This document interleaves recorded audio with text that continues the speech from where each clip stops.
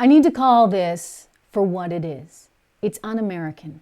The way the President of the United States of America is governing by putting race and gender above all else, that's inherently un-American. Hello, everyone. Welcome to the Trish Regan Show. It's so good to have you here. As always, I want to point out that portions of this program are brought to you today by Legacy Precious Metals. There's never been a better time to invest in precious metals. Visit Legacy Investments, legacypminvestments.com. Again, legacypminvestments.com.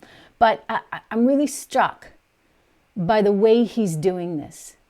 He's governing in such a massively political way that it could have really long-lasting implications for this country.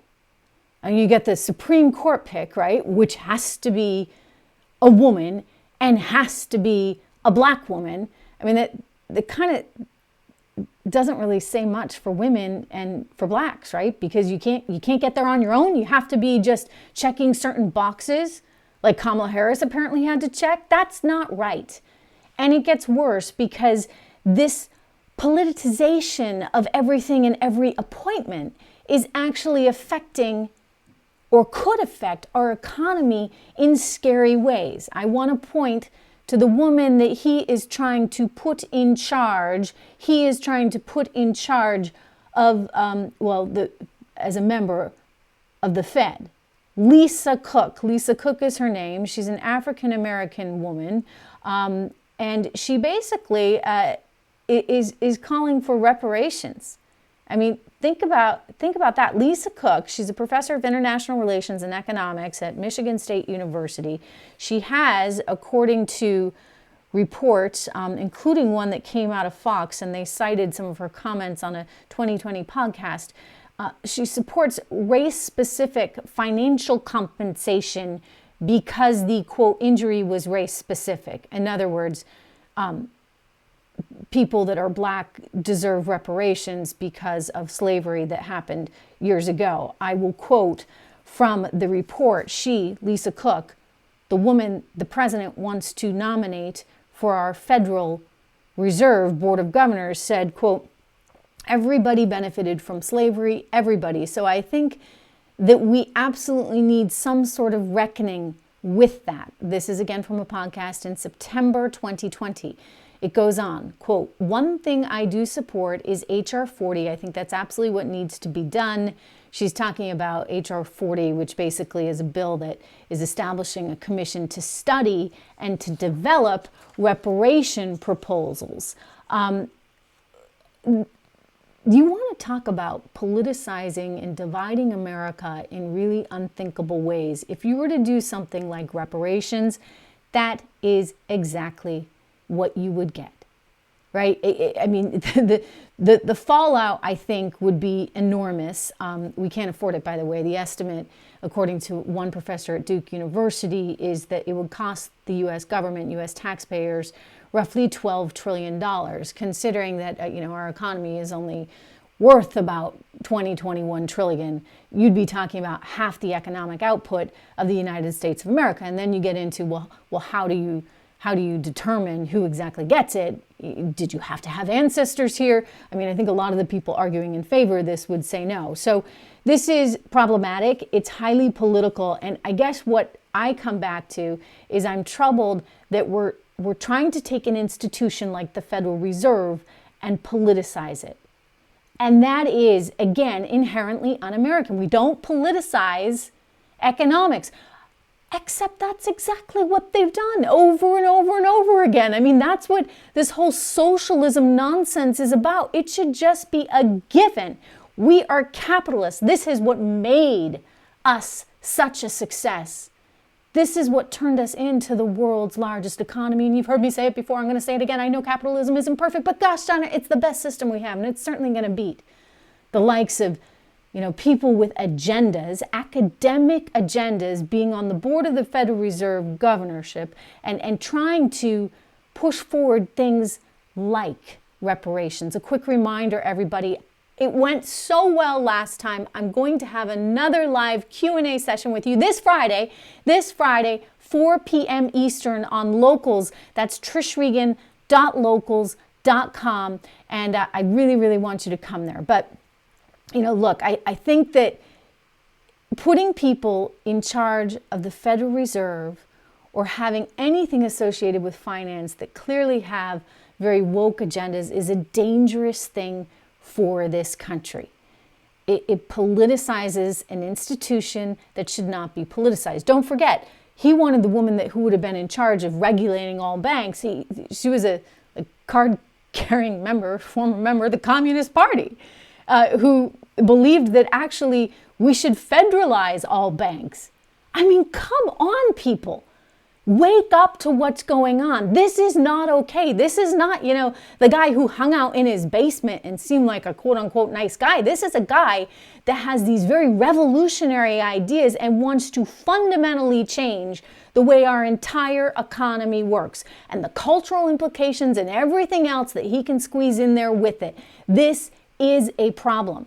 Okay, so this Lisa Cook, be on the lookout for her. I think that it would be really, really bad if this woman were actually part of the Board of Governors at the Federal Reserve. And look, Americans have kind of had it. I mean, he came out and said, again, we want a black female to be on the Supreme Court. That is, again, politicizing something. Look, we shouldn't be looking at race. We shouldn't be looking at color. We should be looking at the person who's the right person for the job.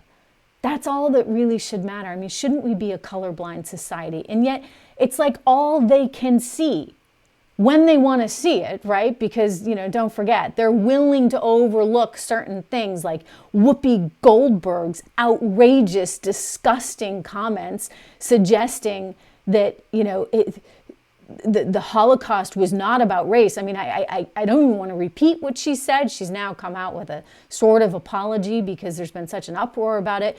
But somehow she gets away with that. I'm sorry, we're tired of that, okay? We need to be more thoughtful as a society, and we need to recognize people for who they are and not give certain people a kind of pass because they check certain boxes. That is really, really problematic. I will say this, you know what? People don't like it. When he talks about he wants a black woman and only a black woman for the Supreme Court, it takes, as I said, a lot away from blacks, it takes a lot away from women, and it takes a lot away from our American spirit, this belief that anybody can do anything. If you work hard, you put your mind to it, you can succeed. Well, if you're just getting picked because of your skin color or because of your gender, then that's a whole other problem. I want to get to this poll that came out showing that 50% of the country wants to impeach Biden. Think about that number for a second. It shows you that people have caught on to his inability to govern, to his very politicized way of governing, and they've kind of had it, as they should. You know what? Americans don't deserve this. They don't deserve this in any way, shape, or form. They don't deserve 7% inflation that likely will be double digits by spring. They don't deserve that people died, American soldiers died in the exit out of Afghanistan. They certainly do not deserve to see our soldiers being sent over to protect Ukraine's border when, by the way, we can't do a darn thing to protect our own. People see through it, and now you have 50% of the country wanting him impeached. Really, really crazy stuff. I want to quickly get in a word from one of our sponsors because 2022, it's clearly a critical year. You know that, right? And AMAC, the Association of Matured American Citizens, along with their nearly 2 million members, are doing everything they can to protect our values, to protect American seniors from all the inflation and all the massive spending that's coming our way. It's important to fight this out of control spending. The president's Build Back Better agenda, my gosh, all that would do is drive prices even higher. I mean, how much more can Americans take? Congress is plotting more legislation that would hurt our seniors, and the midterm elections, they will be a battle, mind you, between freedom and socialism. And so this is where AMAC comes into being. Unlike some of the liberal groups, AARP and some of the others, AMAC is representing your conservative values, fighting for those conservative values every single day in Washington and all around the country. So I urge you right now to choose AMAC. I urge you to do that. You're going to get all kinds of great discounts, by the way. And you know I love the discounts. Membership benefits, including discounts on hotels, travel, restaurants. And know that your membership supports your values, right? That's what's really great. So go to amac.us/Regan, R-E-G-A-N. Again, that's amac.us/Regan to become an AMAC member now.